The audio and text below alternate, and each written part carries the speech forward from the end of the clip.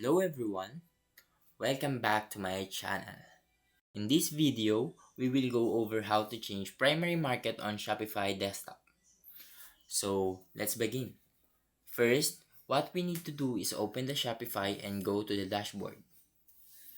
And from here, go to the bottom left of the page and click settings.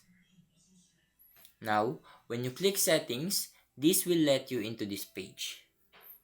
And you just need to find and click markets. From here on, if you want to change this, click on the active market that you have. And then from here, go to the top right and find edit. This will let you into the different markets you can choose.